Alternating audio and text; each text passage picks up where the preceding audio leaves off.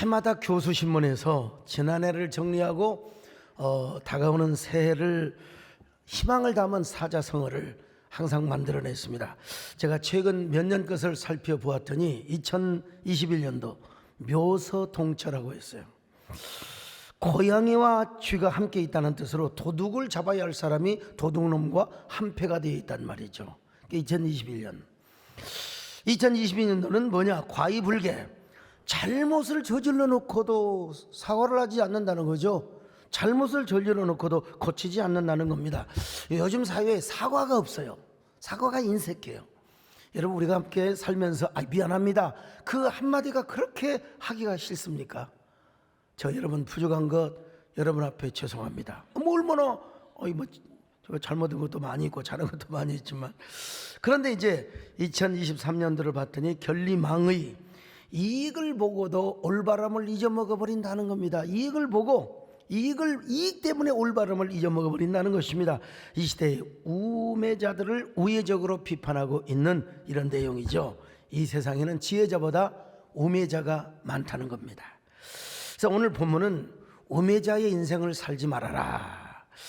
오늘 본문에 보니까 이 구절에 우매자라는 말이 9번이나 나와요. 우매자, 어리석은 자, 아둔한 자, 다 똑같은 말이죠. 근데 이런 우매자들이 설치게 되면 지혜자가 쪽을 못 쓰게 된다는 겁니다. 더더구나 이 특별히 나라를 다스리는 사람이라든지 또 정치를 하는 사람이라든지 이런 분들이 좀 우매를 하게 되면 누가 결국 불행의 몫이 누구냐? 국민들의 것이라는 거예요. 만약에 제가 우매하고 아둔하고 어리석으면 여러분들이 결국 은혜를 받지 못하고 교인이 손해를 보게 된다는 겁니다. 그 자체가 재난이라. 자, 오늘 성경 볼까요? 전도서 10장 5절로 6절입니다. 시작. 내가 해 아래에서 한 가지 재난을 보았노니 곧 주권자에게서 나오는 허물이라. 우매한 자가 크게 높은 지위들을 얻고 부자들이 낮은 지위에 앉는도다. 여러분, 참 그 조직을 이끌어가는 사람이 우매하면 조직원이 불행하게 되어 있단 말입니다. 이런 우매자들이 지도자가 되고 조직을 다스리면 어떻게 됩니까? 조직이 망가지게 되어 있죠.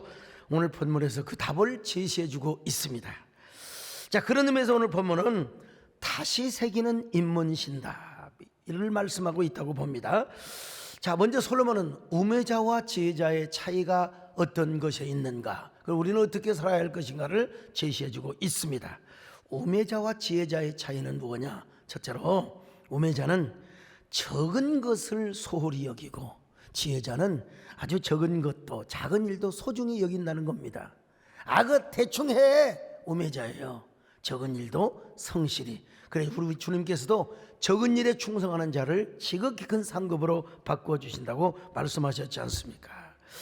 여러분, 다 된 죽에 코 빠뜨린다는 속담이 있어요. 죽 잘, 옛날에 팥죽이 얼마나 맛있었어요. 옛날에는 왜 이렇게 우리 누님들 그냥 그 코에서 코가 나왔는지 잘 죽을 쓰다가 콧구멍에서 콧방울이, 그걸 또 오빠가 안 보면 모르는데 그걸 봐버렸어요. 그런 죽을 누가 먹겠습니까, 여러분? 오늘 성경에 보니까 귀한 향기름이 있다 할지라도, 아무리 옥합을 깨뜨리는 향유가 있다 할지라도 거기에 파리 한 마리, 똥파리 한 마리가 빠져서 죽어버리면 그건 향유가 아닙니다. 썩은 악취가 나게 되어 있는 겁니다. 작은 일을 소홀히 함으로써 전체를 망가뜨릴 수 있다는 것이죠. 1986년에 그 7명의 우주 비행사를 태운 우주선 챌린저호가 발사된 후에 73초 만에 공중에서 폭발을 해버리고 말았습니다. 폭발한 이유가 어디에 있는 줄 아십니까? 조그마한 그 고무링, 오링에 있었습니다. 오링은요, 보조 인진에 이음새로 연료가 새 나가지 않도록 딱 막아놓은 건데, 이게 너무 추워서 이음새 부분에 이 고무링의 유연성을 발휘하지 못해가지고 가스가 새 나갔어요. 그래서 불이 나서 폭파해서 그냥 완전히 다 죽어버리고 말았죠. 작은 것 하나가 일을 망그러뜨리게 만들 수 있다는 것입니다.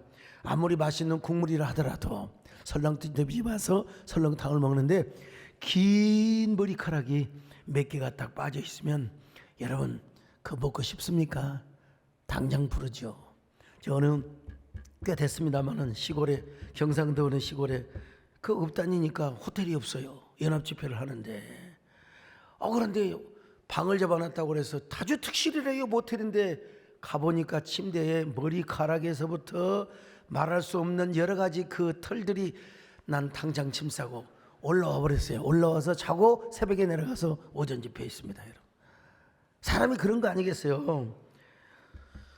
더구나 맛있는 국에 아주 큰 똥파리가 거기에 빠져서 여러분 허우적거리고 있다고 생각해 보세요. 당장 종업원을 부르죠. 어떤 사람이 설렁탕집에 가서 먹은데 그냥 죽은 쇠파리 한 마리가 딱 나온 거예요. 그래서 숟가락에 건져가지고 이게 도대체 뭐냐고, 음식을 도대체 어떻게 조리하느냐고. 그래 종업원이요, 아 그거요? 한번 줘보세요. 입으로 톡 먹더니 씹어 먹었어요. 아 손님 이거 파리가 아니라 검은 콩인데요.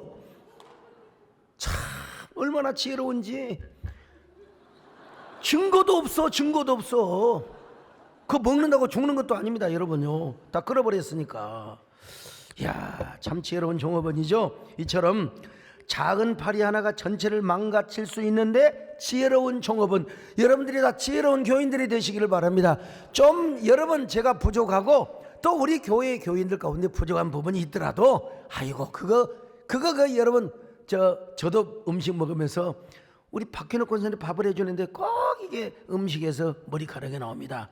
한 번 딱 얘기하고 딱 치우고 그냥 먹습니다. 여러분 파리 다 씹어먹는 사람이 되라는 말은 아니지만 지극히 여러분 적은 것들 여러분 다 세심하게 살피면서 이것이 바로 내 허물이라. 예수님도 이렇게 말씀하셨지 않습니까? 지극히 작은 사람에게 최선을 다하라는 거예요. 자 마가복음 10장 42절 같이 봅니다. 시작. 또 누구든지 제자의 이름으로 이 작은 자 중 하나에게 냉수 한 그릇이라도 주는 자는 내가 진실로 너희에게 이르노니 그 사람이 결단코 상을 잃지 아니하리라 하시니라. 예. 옛날에 어떤 아버지하고 아들하고 집신 장사를 했어요. 그런데 아버지의 집신은 잘 팔리는데 아들께 안 팔려요. 영업은 부자지간에도 비밀입니다. 권력은 부자지간에도 절대 나눌 수 없다고 하지 않습니까? 저는 가보지 않았지만은 옛날 신당동에 마봉님 할머니가 떡볶이 집을 하였다고 합니다. 떡볶이 맛이 얼마나 죽여줬는지 이 간판에다가 이렇게 써놨대요. 고추장 비밀은 며느리도 몰라. 며느리도 모르니까 딸도 모르죠. 아무도 몰라. 그래서 그냥 그 할머니가 돌아가실 때 며느리에게 이제 그 비법을, 고추장 비법을 가르쳐 줬다고 하지 않습니까? 비밀이라는 게 그렇게 중요합니다, 여러분. 가끔 집사람이 저한테 뭐 물어봐요. 어떻게 됐어요? 비밀인데요.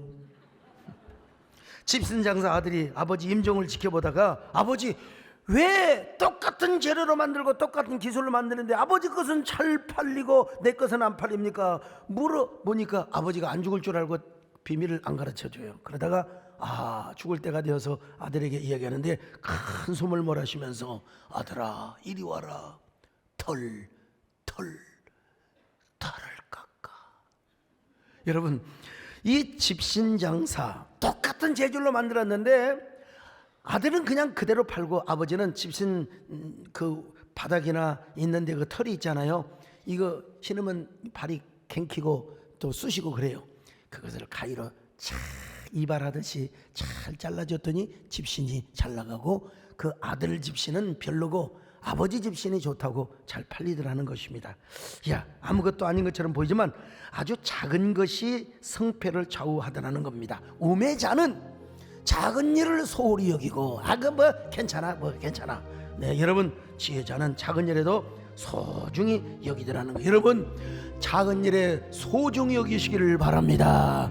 조그마한 것도 여러분 세심하게 배려하시기를 바랍니다. 주님도 여러분 천하고 무능한 우리에게 귀중한 직분을 맡겨 주셨지 않습니까? 적은 일에 충성하시기를 축원합니다. 천하고 무능한 나에게도 귀중한 직분을 맡기셨다. 그네 고맙고 고마워라. 이 생명 바치셔서 충성. 두 번째로 우매자의 마음은 왼쪽에 있지만 지혜자의 마음은 오른쪽에 있다고 말씀하고 있습니다. 자, 전도서 10장 2절입니다. 시작. 지혜자의 마음은 오른쪽에 있고 우매자의 마음은 왼쪽에 있느니라. 자, 거대 근동에서 여러분 오른쪽은 언제나 힘이나 명예나 영광이나 의나 오름이나 뭐 이런 걸 의미합니다, 여러분. 그리고 왼쪽은 약함이나 수치나 어두움이나 악, 이걸 대체적으로 은유적으로 그렇게 상정을 했습니다. 그래서 성경을 보면은 항상 오른쪽은 긍정적인 면으로 쓰여졌어요. 왼쪽은 부정적인 면으로 쓰여졌습니다. 그래서 우리 하나님은 어째 성경 은연 한번 찾아보세요. 우리 하나님이 왼쪽에서 우리의 그늘이 되어 주시고 왼쪽에서 우리를 지켜 주신다. 그 성경 구절 한번 찾아와 보세요. 제가 하여간 내가 1억도 드릴 수 있습니다, 여러분. 예. 그런데 성경을 보세요. 우리 하나님은 언제나 오른쪽에 하나님이시고 우편에 하나님이시고 그리고 오른손으로 우리를 붙들어 주신다고 말씀하고 있어요. 자, 시편 121편 5절입니다. 시작. 여호와는 너를 지키시는 이시라. 여호와께서 내 오른쪽에서 내 그늘이 되시나니. 오른쪽에서 그늘이 되신 우리 하나님이십니다. 할렐루야. 그 다음에 이사야 41장 10절 오른손으로 우리를 도와주신대요. 시작. 두려워하지 말라. 내가 너와 함께함이라. 놀라지 말라. 나는 내 하나님이 됨이라. 내가 너를 굳세게 하리라. 참으로 너를 도와주리라. 참으로 나의 의로운 오른손으로 너를 붙들리라. 오늘 이 시간도 하나님의 의로운 손으로 오른손으로 여러분을 붙드시기를 바랍니다. 살다 보면 힘들고 살다 보면 정말 폭폭할 때가 있어요. 그럴 때 참으로 내가 의로운 오른손으로 너를 붙들어 주리라. 그런 역사, 그런 은혜가 여러분에게 함께 하시기를 축원합니다. 그렇다면 우리는 어떻게 살아야 되느냐? 여러분, 오른쪽에서 우리도 오른쪽에서 흔들리지 않고 여상하신 하나님을 우리가 여상하게 변함없이 하나님을 모셔야 된다. 그래서 다윗은 이렇게 고백하고 있습니다. 시편 16편 8절입니다. 시작. 내가 여호와를 항상 내 앞에 모시며 그가 나의 오른쪽에 계심으로 내가 흔들리지 아니하리로다. 오른쪽에 계신 하나님. 그렇다고 이걸 또 오늘 현대 어떤 뭐 좌우 개념으로 생각하면 안 돼요. 뭐 좌판이 우판이 그런 이야기를 하고 있는 건 아니에요. 지금 그렇게 우리가 이념적 좌우를 의미하는 것이 아니라, 그런데 고대 근동에서는 그럼에도 불구하고 좌우를 분명하게 선을 그었습니다. 심지어는 왼손잡이 오른손잡이까지 하나님께서 다 구별을 하셨어요. 여기 자 정직하게 오른손잡이 손 들어보세요. 예, 이분들 하나님 앞에 특별히 감사해야 되고, 자 왼손잡이 한번 손 들어보세요. 이분들은 갑절로 감상금을 해야 됩니다. 왜냐하면 저 왼손잡이 하신 분들은 구약에서 제사장도 못했어요. 하나님의 종으로 부름받지도 못했어요. 왜? 왼손잡이는 지체 불구자라고 뭐라고 해요? 지체 장애자라고 생각이 되었거든요. 당시에는요. 물론 사사기 보면 에웃이라는 왼손잡이가 나와요. 이스라엘을 18년 동안이나 다스렸던 에글론의 왕을 죽이도록 하기 위하여 하나님은 왼손잡이를 쓰셨어요. 하나님은 쓰셨어요. 근데 쓰신 건 분명하지만 여기서 자 한번 사사기 3장 15절만 읽어볼까요? 시작. 이스라엘 자손이 여호와께 부르짖음에 여호와께서 그들을 위하여 한 구원자를 세우셨으니 그는 곧 베냐민 사람 게라의 아들 왼손잡이 에웃이라. 이스라엘 자손이 그를 통하여 모압 왕 에글론에게 공물을 바칠 때에 보시오, 여기서 왼손잡이를 썼지 않습니까? 할 말이 없어요. 그런데 여러분, 성경은 굉장히 문학적으로 기록이 되어 있어요. 하나님께서 오른손에 장애가 있던 에웃을 통하여 당시 이스라엘 백성들이 지금 오른손에 장애가 있는 비정상적 상태를 아주 은유적으로 암시해주고 있다 이 말이죠. 하나님께서 오른쪽으로 당신의 백성들을 사랑하고 언약을 맺어 주었는데 이스라엘 백성들이 오른쪽에 언약을 버리고 왼쪽으로 가서 지금 왼쪽에서 하나님의 언약 관계를 부정하고 영적인 왼손잡이로 살아가고 있음을 지금 여러 번 비사하고 있다 이 말이요. 이걸 아주 우회적으로 지금 비유하고 있는 거예요. 어쨌든 솔로몬은 우매자의 마음은 항상 왼편에 있지만 지혜자의 마음은 항상 오른편에 있다. 예, 그러니까 왼쪽은 우매자들을 지칭하는데 그들이 말하는 걸 보면 항상 남의 허물을 씹습니다. 어리석은 자는 길을 행할 때도 막 주제를 모르는 말을 해요. 막 혼자 잘난 체를 하고 막 똑똑한 체를 하고 막 자기가 무슨 뭐 대통령도 관할하고 우리 교인으로 말하면 막 담임 목사님도 흔들어대는 것처럼 막 주제 없는 소리를 하게 되는 거예요. 이런 사람 가끔 있습니다, 여러분요. 분수를 모르는 사람들. 자, 전도서 10장 3절입니다. 시작. 우매한 자는 길을 갈 때에도 지혜가 부족하여 각 사람에게 자기가 우매함을 말하느니라. 이게 입을 열면 무지한 소리를 하는 거예요. 어리석은 소리를 하는 거예요. 막 자기만 말이요 그냥 뭐 나라를 사랑하고 나만 교회를 사랑하고 나만 말이요 그냥 뭐 위와 독전으로. 이거 어떤 사람 만나면요, 교인들도 마찬가지요, 상쾌한 말을 합니다. 아주 기분 좋은 말을 합니다. 감동적인 말을 해요. 남 칭찬하고 축하를 해줄 수 있는 사람, 이런 사람이 마음그릇이 커요. 쓴소리도 받을 수 있고 나를 위해서 권면해 주면 아 고맙습니다. 근데 이보다도 더 큰 사람은 뭐냐? 남을 칭찬해 줄 수 있어야 돼요. 남을 좀 격려하고 잘 되면 진짜 축하한다고 그렇게 해줘야지. 그 이상하게 말이죠. 왜 그러느냐? 그런 사람은 마음속에 깊은 우물이 있어요. 그 우물 속에서 좋은 감정이 나와서 좋은 언어가 나올 수밖에 없죠. 그래 남을 칭찬하고 언제나 선한 생각을 하고 언제나 남이 잘 되면 박수 쳐주고. 왜 그런 줄 아세요? 깊은 연못이 있어요. 근데 반대로 막 쌍욕을 하고 막 남을 저주하고 흉을 보고 막 질투하고 이런 사람은 그 안에 깊은 쓴 연못이 있어요. 생각하는 것도 악한 생각을 하고 말하는 것도 욕을 하고 남을 그냥 누구를 만나서 그냥 끄집어 당기고 막 그냥 그저 씹고 그냥 그 사람을 계속해서 그냥 엎드려지게 만드는 사람. 더러운 생각이 속에서 가득 올라오기 때문에 그렇습니다. 그러니까 막 남을 비난하지요. 입만 열면 욕을 하고 막 입만 열면 비난하는 소리를 해요. 그래서 여러분 오늘 12절에 보니까 뭐라고? 우매자는 입술을 반드시 삼가해야 한다. 12절로 13절 같이 봅니다. 시작. 지혜자의 입의 말들은 은혜로우나 우매자의 입술들은 자기를 삼키나니 그의 입의 말들의 시작은 우매요 그의 입의 결말들은 심히 미친 것이니라. 참 저보다도 성경이 노골적으로 막 미쳤니 어쩌니 이런 얘기 당하고 있잖아요. 우매자는 말이 많아요. 말이 많아.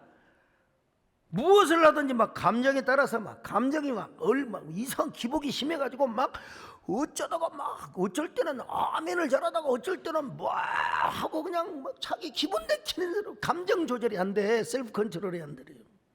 그러니까 뭐요? 내가 모시고 있는 상관을 비판해요. 막 백성들이 함부로 막 그냥 권력자, 지도자, 국가 지도자를 막 욕을 해대고 말이죠. 자기가 섬기고 있는 회사 경영자, CEO, 사장님을, 회장님을 막 욕을 해대고. 여러분, 솔로몬 이런 사람이 어리석은 사람이래요. 자, 10장 20절입니다. 시작. 심중에라도 왕을 저주하지 말며 침실에서라도 부자를 저주하지 말라. 공중의 새가 그 소리를 전하고 날짐승이 그 일을 전파할 것임이니라. 옛말이에요. 반말은 쥐가 듣고 낱말은 새가 듣는다고 그랬어요. 절대로 누가 듣는 사람이 없는 것 같은데 여러분, 새가 듣고 반드시 권력자에게 가서 풀어버린다는 거요. 여러분, 이거 1,000원짜리인데요. 1,000원짜리 중국에서 사온 거요. 새가 반드시 가서 여러분 흉보는 사람한테 가서 전해준다는 거요. 전해준다는 거예요. 여러분, 이건 노래도 됩니다. 노래도 돼요.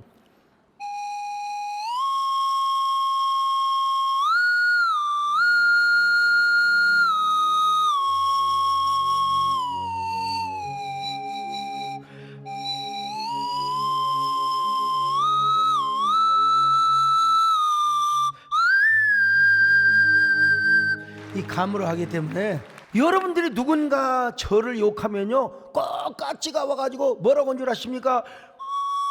하고 일러 바친다는 걸 여러분 아셔야 돼요. 근데 이때라도 깨달으면 좋아.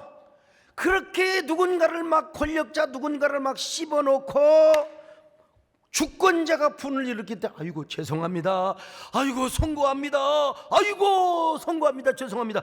그리고 자기 주제를 알면은 이 사람은 살 수가 있어요. 자, 10장 4절입니다. 시작. 주권자가 내게 분을 일으키거든 너는 내 자리를 떠나지 말라. 공손함이 큰 허물을 용서받게 하느니라. 공손하면은 여러분 그 허물을 용서받는다는 거요.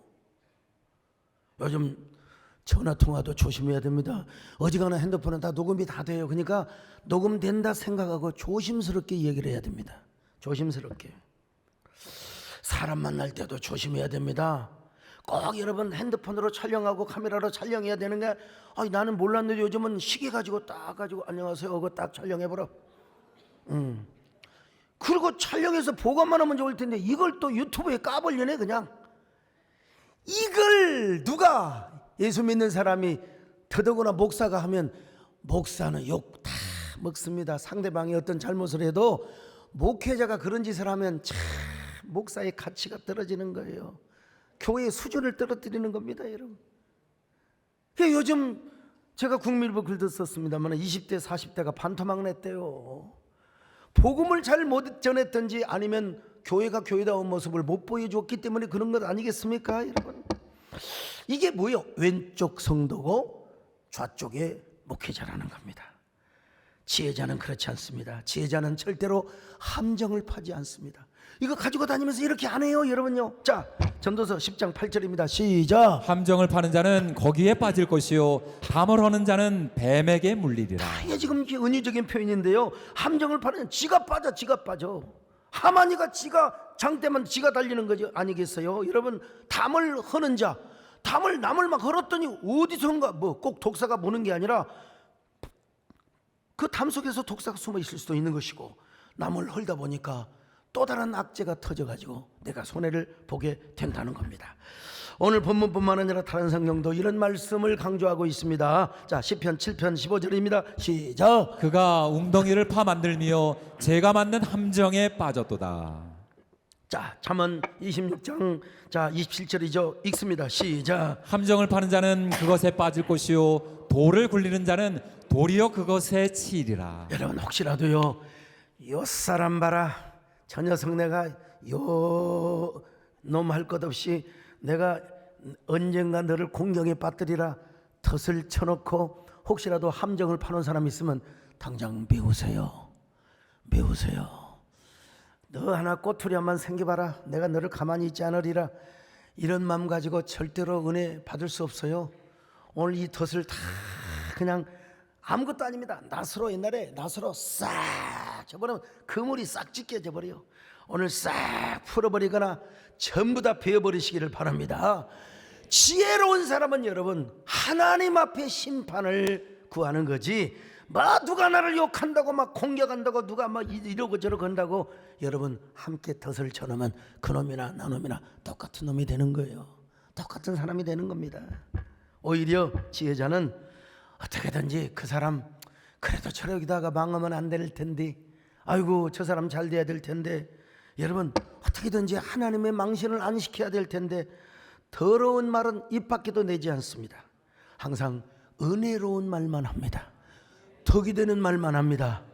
항상 서로 세움의 말을 하게 되어 있어요. 자, 그래서 사도 바울은 이렇게 말하고 있습니다. 자, 에베소서 4장 29절이요. 시작. 무릇 더러운 말은 너희 입 밖에도 내지 말고 오직 덕을 세우는 데 소용되는 대로 선한 말을 하여 듣는 자들에게 은혜를 끼치게 하라. 여러분, 우리는 먹든지 마시든지 뭐예요? 자든지 깨든지 살든지 죽든지 하나님의 영광을 위해서 말을 하고 삶을 행하라고 말하고 있습니다. 고린도전서 10장 31절 시작. 그런즉 너희가 먹든지 마시든지 무엇을 하든지 다 하나님의 영광을 위하여 하라. 여러분, 우리가 이렇게 우편 성도가 되어서 우편의 하나님을 찬양할 때 우편의 하나님이 우리에게 그늘이 되어주시고 우리의 손을 붙들어 주실 줄로 믿습니다. 믿으시면 크게 아멘합니다. 하나님은 너를 지키시는 자, 너의 우편에 그늘 되시니 낮의 해와 밤의 달도 너를 해치 못하리. 하나님은 너를 지키시는 자, 너의 환난을 면케하시니 그가 너를 지키시리라. 너의 출입을 지키시리라. 눈을 들어 산을 보아라. 너의 도움 어디서 오나. 천지 지으신 너를 만드신 여호와께로다. 마지막으로 여러분, 우매자는 분수를 몰라요. 근데 지혜자는 분수를 알기 때문에 무질지한 언어 생활을 피합니다. 전도서 10장 5절 다시 봅니다. 시작. 내가 해 아래에서 한 가지 재난을 보았노니 곧 주권자에게서 나오는 허물이라. 주권자가 허물이 없으면 좋을 텐데, 여기 담임 목사도 허물이 없으면 좋을 텐데 허물이 있어요. 그늘이 있어요. 정호성 시인은 나는 가장 싫어하는 사람이 있대요. 어떤 사람이? 그늘이 없는 사람. 인간 냄새가 나야죠. 어떻게 대통령이 완벽하고 담임 목사라고 완벽하고 여러분 어떻게 아버지라고 다 완벽합니까? 그늘이 있어요. 빛과 그림자가 있기는 있어요. 없으면 더 좋죠. 근데 그 허물이 지나치게 될 때 교인이 불행하게 되고 백성이 불행하게 되는 것이죠. 그래서 솔로몬은 뭘 잘하냐? 입조심을 해라.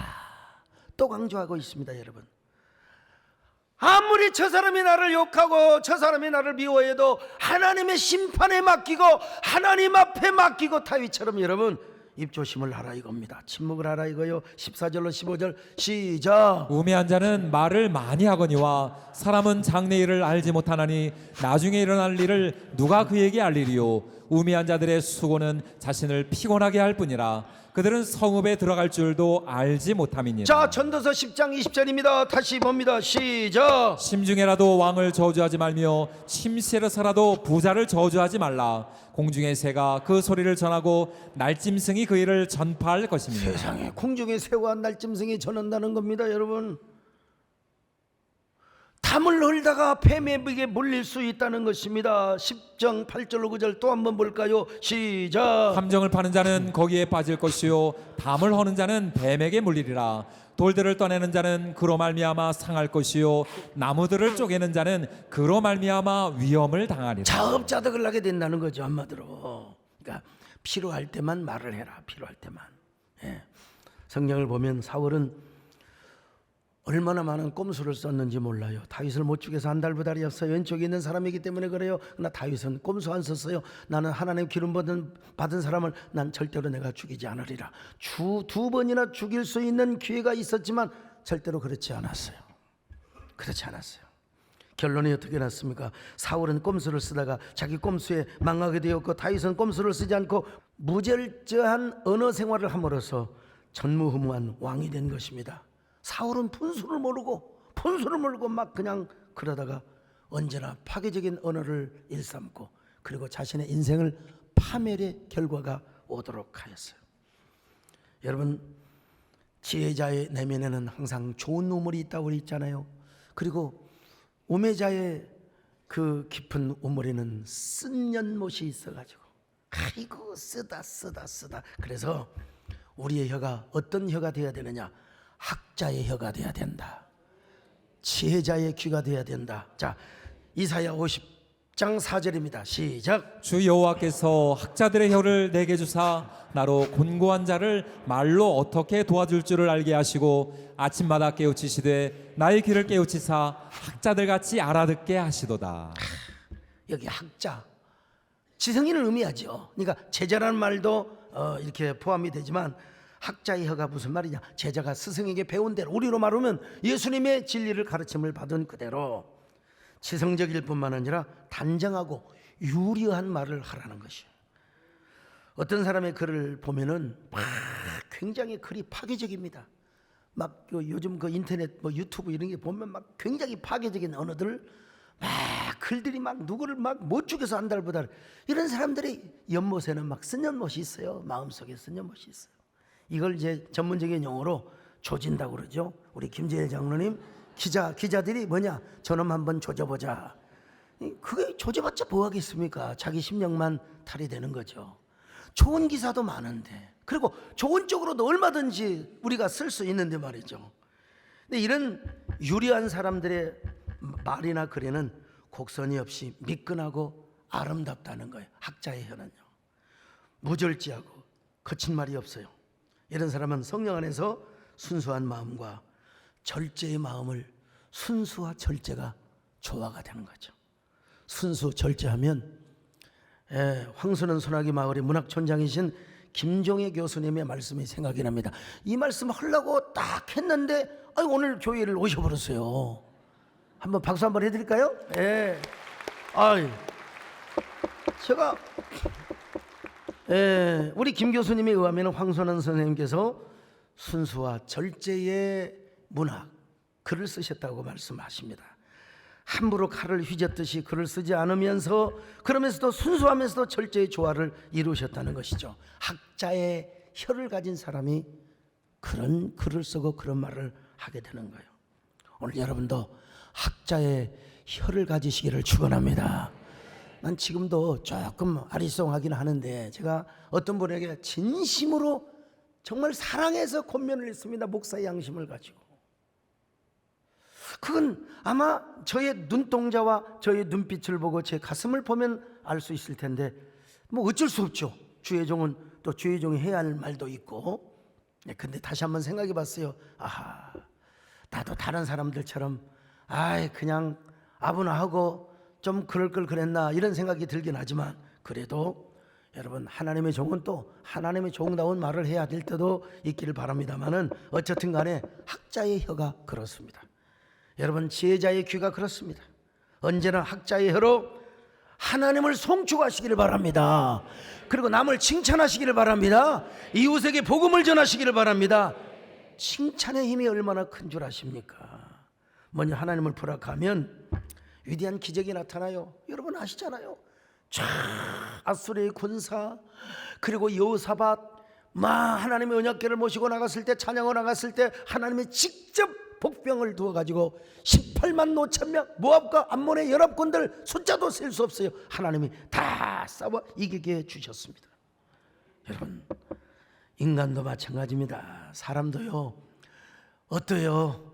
우리 정권사님 칭찬이 좋아요? 욕이 좋아요? 당연히 칭찬이 좋죠. 여러분 칭찬이 얼마나 위대한가. 여러 번 말씀드렸습니다만 여의도 순복음교회 당회장이신 이영훈 목사님, 여러분 세계적인 교회 아닙니까? 이 목사님은 설교도 설교지만 품성이 그렇게 훌륭하세요. 난 내 앞에서 누구를 욕하고 흉보고 이런 걸 본 적이 없어요. 다 좋아요. 다 좋아요. 저 조선시대 황희정성 같아요. 그냥 얼마나 훌륭한지. 근데 그분이 이런 말씀을 하시더라고. 난 정말 소 목사님 어쩌게 설교를 잘하셔. 난 설교 죽을 많이 쓴다는 거야. 아니 목사님 설교를 잘하시면서 왜 그러냐고 그랬더니 나는 우리 집사람이 우리 사모가 내가 죽을 썼다고 생각할 때 메가리가 풀어갖고 다 내려오면 사모님이 와서 목사님 오늘 설교 짱이에요. 멋있어요. 원더풀, 뷰티풀, 쌍가풀 하면서 칭찬을 하시더라는 거예요. 그 목사님이 그 말씀을 듣고 너무너무 상쾌해가지고 다시 또 다음 예배에 올라가서 당당하게 설교를 했다는 거 아닙니까? 한번 영상 한번 보여줘 보세요. 소황수 목사님 많이 사랑합니다.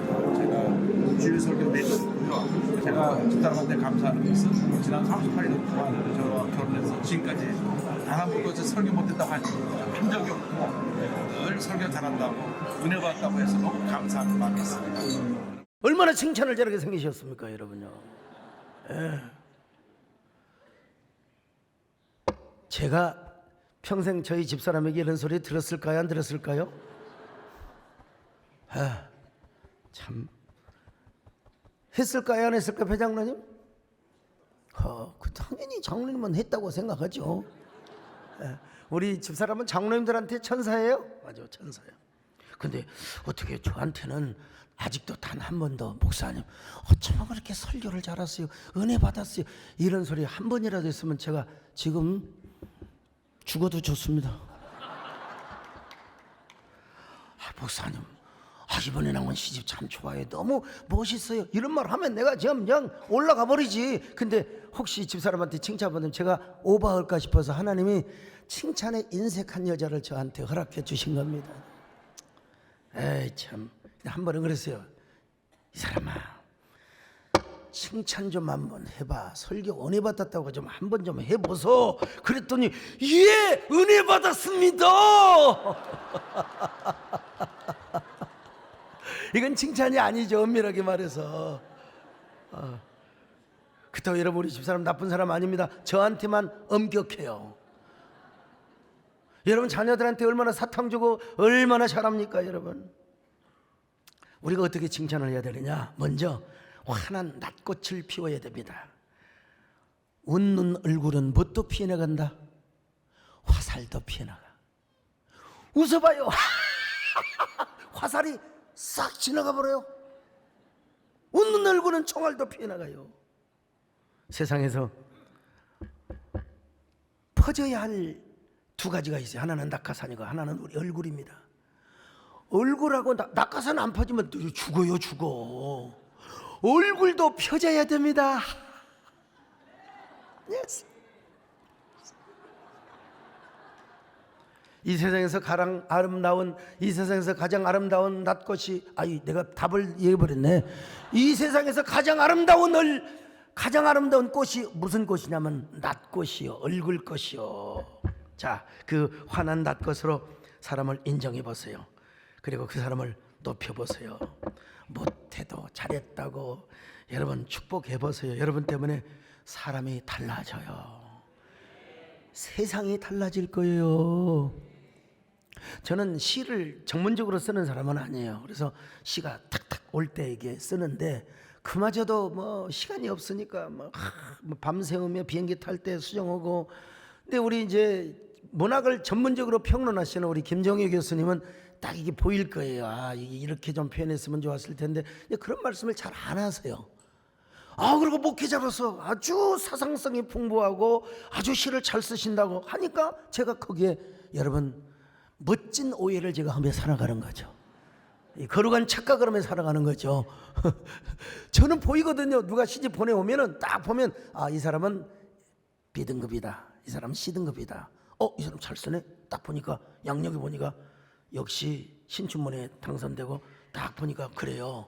근데 조금 더 잘 쓰면 좋겠다. 이게 내 눈에도 들어오는데 여러분, 저는 평론가가 아닌데도 그 우리나라의 뭐 거의 가장 위대한 평론가이신데도 제 시를 잘 평론을 해주시니까 여러분 제가요 잘 이렇게 오해를 하며 살아가게 되는 겁니다. 여러분. 그 얼굴꽃이 피어지는 거야.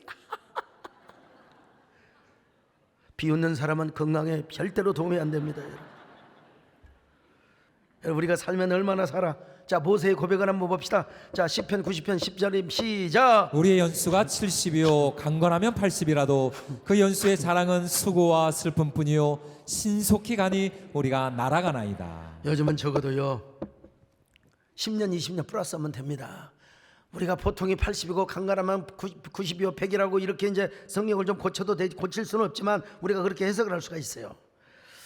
그런데 그 연수의 자랑은 수고와 슬픔뿐이라는 것입니다. 우리가 날아간대. 날아가 진짜 그러더라고요. 산에 올라가면서 비행기가 쭉 보였는데 저녁에 조금 있다 보니까 저쪽으로 김포로 다 가버렸어요. 영종도로 가버렸어요. 이런 아까운 인생을 살면서, 이렇게 짧은 인생을 살면서 분을 품고 살아야 되겠습니까? 분을 품고 그냥 이를 악물고 막 분을 품고 그러면 내 손에요. 내 손에 다 자업자 득이요. 심는 대로 거둡니다. 그래서 저는 누가 뭐라고 해도 맞대응하지 않습니다. 절대 누가 뭐라고 해도 절대로 너는 당신은 왼쪽에 있으면 나는 오른쪽에서 살아가리라. 작은 일도 내가 소홀히 여기지 않으리라. 나는 언제나 우쪽에서 하나님께 영광을 돌리고 하나님을 찬양하며 살아가리라. 조동화 시인의 나 하나 꽃 피어라는 시가 있습니다. 나 하나 꽃 피어 꽃밭이 달라지겠냐고 말하지 말아라. 내가 꽃 피고 나도 꽃 피면 결국 다른 방식으로 풀밭이 온통 꽃밭이 되는 것 아니겠느냐. 나 하나 물들어 산이 달라지겠느냐고 말하지 말아라. 내가 물들고 너도 물불면 결국 온 산이 활활 타오르는 것 아니겠느냐. 참 아름다운 시인 것 같아요. 기교도 안 부리고 멋지게 쓴 것 같아요. 나 한 사람이 중요하다는 거예요. 내가 꽃피면 그대도 피고, 내가 물들면 그대도 물들어서 온 산을 물들게 하고 온 산을 푸르르게 하고 온 산을 꽃밭으로 만드는 아름다운 세상. 어떤 사람이요? 오매자는 그렇게 못해요. 지혜자, 그리스도 예수 안에서 성령으로부터 받은 이 지혜자. 여러분, 먼저 여러분이 꽃을 피우시기를 축원합니다. 남도 꽃을 피우게 하시기를 바랍니다. 먼저 무슨 꽃을 피우냐? 낫꽃부터 피워야 돼. 한번 웃어봐요. 시작. 어쩜 이렇게 어색하세요? 자, 내가 어색하나? 다시 한번 해보세요. 자, 시작. 여러분, 예수 그리스도 안에서 지혜로운 성도가 되시기를 바랍니다. 어리석은 인문에 빠지지 마세요. 어리석은 아둔한 인문에 빠져서 오매자로 살아가지 마시고 하나님이 주시는 신답, 하나님이 주시는 지혜의 신답으로 살아가세요. 예.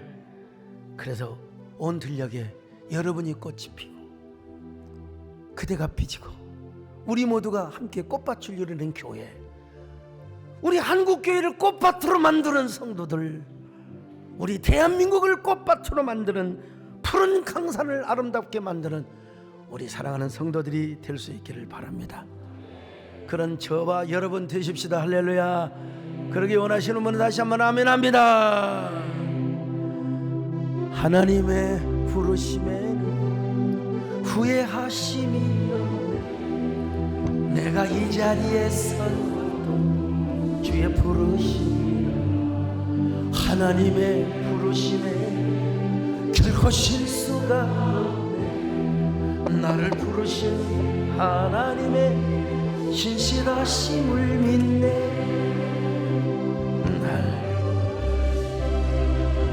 내 생각보다 크고 날 향한 계획, 나의 지혜로 측량 못하는 가장 좋은 길로, 가장 완벽한 길로 오늘도 이끄십니다.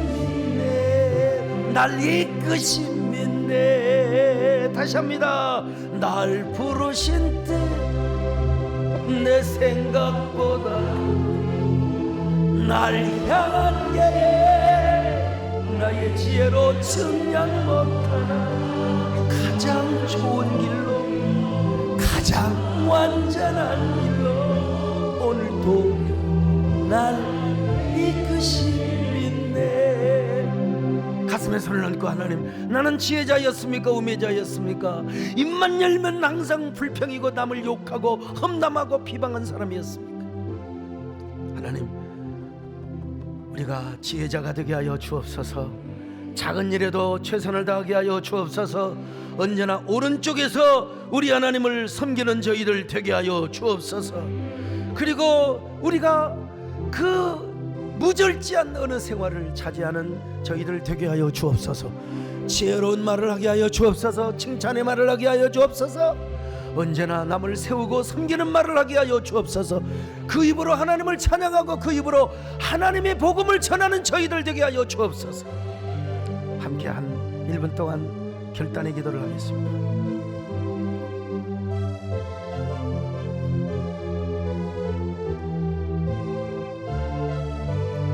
아멘.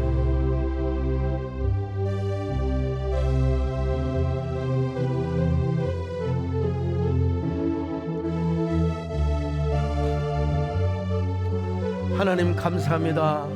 오늘 이곳에 있는 사랑하는 성도들뿐만 아니라 유튜브로 함께하는 수천 명의 성도들 다 동일한 은혜가 있게 하여 주시고 동일한 축복으로 함께하여 주시기를 바랍니다. 하나님, 우매자가 아닌 지혜자의 삶을 살 수 있도록 함께하여 주옵소서. 예수님의 이름으로 기도 올렸나이다. 아멘.